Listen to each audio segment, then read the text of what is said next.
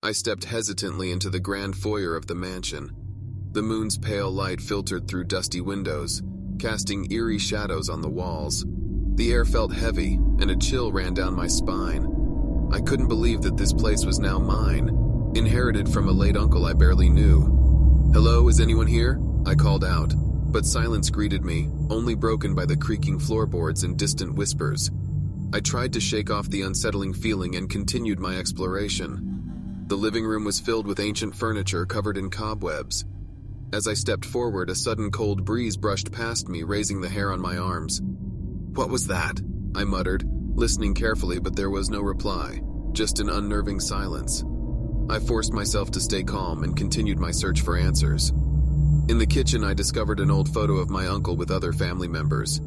The nostalgia was interrupted when kitchen utensils began flying off the shelves, crashing onto the floor. Fear gripped my heart. "Who's there?" I asked, hoping for an explanation. The kitchen seemed to come alive with unseen entities. I tried to make sense of the chaos around me, but the more I tried to rationalize, the more it felt like something supernatural was at play. In the dusty library, I found a book on the occult and poltergeists. The pages spoke of malevolent spirits seeking revenge and causing disturbances in the physical world. My skepticism warred with the inexplicable occurrences I had witnessed. "Poltergeists? This can't be real," I whispered to myself. Yet the evidence was staring back at me from the aged pages, and I couldn't shake the feeling that something dark lurked within these walls. I decided to call it a night, trying to convince myself that these events were merely coincidences. As I lay down in the bed, the room suddenly turned icy cold and the windows rattled violently. "This can't be happening," I cried out, desperate to leave. I rushed to the door, but it slammed shut, locking me inside. Panic set in, and I knew I had to face whatever was haunting this place. In my search for answers, I stumbled upon a hidden room filled with strange symbols and mysterious objects. The air crackled with energy, and a ghostly figure materialized before me. A restless spirit named Emily. "Get out. Leave this place. Save yourself," she whispered, her voice filled with sorrow. Her words sent shivers down my spine, but I couldn't abandon my family's legacy without understanding the truth. "I won't run away. I need to know what happened here," I declared with determination, even as fear gnawed at my insides. I delved into my uncle's past, uncovering a dark history of greed and betrayal. The mansion's history was stained with tragic events, and the restless spirits sought justice for the wrongs done to them. As the days went by, the haunting intensified. Objects moved on their own, eerie apparitions appeared in the hallways, and unsettling whispers echoed through the rooms. Yet I refused to give in to fear. I spent countless hours researching, trying to find a way to appease the spirits and bring peace to the mansion. One evening, guided by clues from old letters and journals, I discovered a hidden chamber beneath the mansion. It contained an ancient artifact, a pendant that was said to have the power to commune with spirits.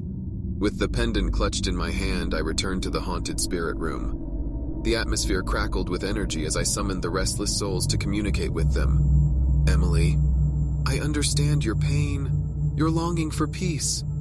I want to help you find it," I spoke with sincerity. As I reached out to the spirits, their anger and sorrow began to fade.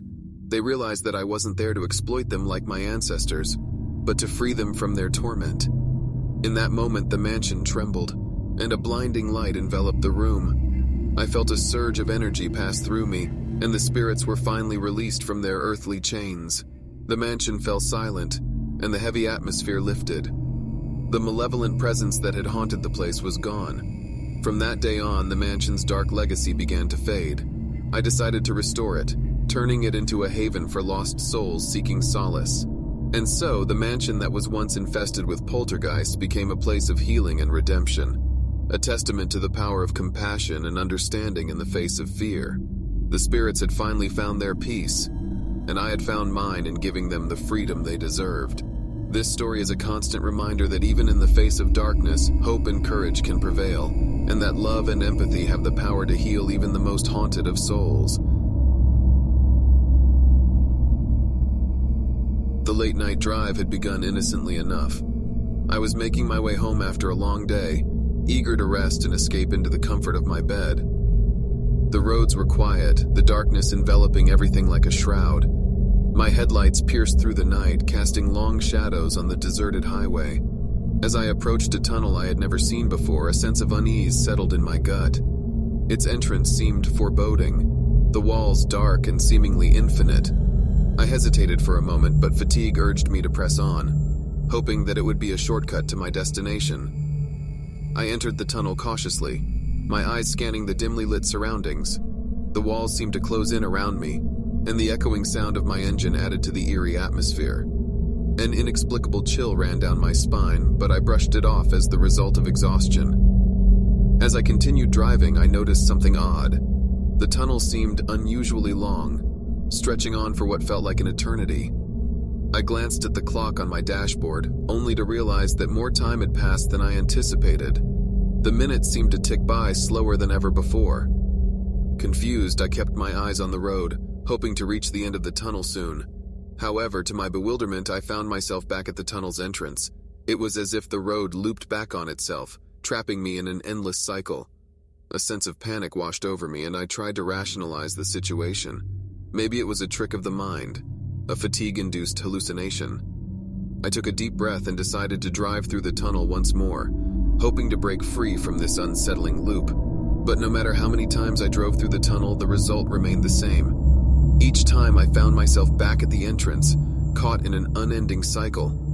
The walls of the tunnel seemed to mock me, their unyielding darkness suffocating. Dread gnawed at my insides, and I began to question my sanity. Was I trapped in some kind of nightmarish purgatory? A desperate feeling of isolation engulfed me as the endless looping continued. I tried to call for help, but my phone had no signal. The tunnel had become a void, cutting me off from the outside world. I was alone in this sinister loop, and the suffocating darkness seemed to close in with every turn. Time lost its meaning, and exhaustion blurred my senses. I felt like a puppet in the hands of an unseen malevolence, forever condemned to navigate this cursed tunnel. My heart pounded, my mind raced, and the tunnel's walls seemed to taunt me, their unending stretch a reminder of my helplessness. In the midst of my despair, I noticed something out of the corner of my eye. A faint glimmer of light flickered in the distance, barely visible amidst the darkness. Hope surged within me, and I accelerated towards the distant glow, desperate for an escape. The light grew brighter as I approached it, and for a moment I allowed myself to believe that this was the way out. But as I neared, the light flickered and vanished, leaving me in complete darkness once again. Tears welled up in my eyes, and I let out a cry of frustration and fear. The tunnel seemed to feed off my despair, mocking me with false hope. It reveled in my anguish, trapping me in its relentless grip. I had lost all sense of time and reality. How long had I been driving through this infernal loop? Minutes, hours, days? I could no longer tell. My mind felt like it was unraveling, and I struggled to hold on to the last shreds of sanity. As I drove through the tunnel once more, I caught a glimpse of myself in the rearview mirror. My reflection was haggard, my eyes filled with a wild desperation. I no longer recognized the person staring back at me. In a final act of desperation, I closed my eyes and floored the accelerator. I needed to break free from this nightmarish loop, even if it meant crashing into the tunnel's walls. The darkness rushed around me, and I braced for impact. But instead of the crash I expected, I felt a sudden jolt, and the darkness lifted. I opened my eyes to find myself outside the tunnel, back on the open road. The night air was cool against my skin, and the road ahead stretched out endlessly. Relief washed over me as I realized that I had escaped the cursed tunnel. I pulled over to the side of the road, my hands trembling on the steering wheel. The tunnel was nowhere in sight, as if it had never existed. As I continued my drive home, I couldn't shake the feeling that I had experienced something inexplicable and terrifying. The memory of the endless looping tunnel would haunt me for the rest of my life. A chilling reminder that some nightmares are far too real to be forgotten.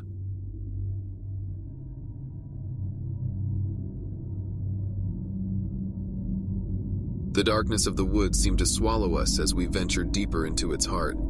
The crackling of twigs beneath our feet was the only sound that accompanied our steady breaths. My friends and I had decided to embark on a camping trip, seeking adventure and a break from the chaos of the city.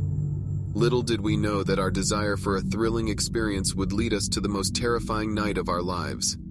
The first day went by smoothly as we set up our tents, roasted marshmallows over the campfire, and laughed under the starlit sky. It was the perfect escape from reality. As the night wore on, we sat around the fire sharing ghost stories that sent shivers down our spines. But in the safety of our circle, they were nothing more than tales to entertain us. As midnight approached, we retreated to our tents, each one snuggled into their sleeping bags. I couldn't help but feel a slight unease settling in, the eerie silence of the forest surrounding me. I dismissed it as mere imagination and closed my eyes, hoping to drift into a peaceful slumber. Suddenly, a blood-curdling scream echoed through the woods, jolting us all awake. Heart pounding, I unzipped my tent and looked around. In the dim moonlight, I could barely make out my friends' terrified faces. Another scream, closer this time, pierced the silence. "What was that?" one of my friends whispered, fear evident in his voice. "I don't know, but we need to get out of here," another replied. We scrambled out of our tents, hastily packing our belongings, and instinctively gravitated towards the trail that led back to civilization. Panic consumed us as we realized we were lost. The woods seemed to shift and change, the once familiar path now a labyrinth of twisted trees and ominous shadows.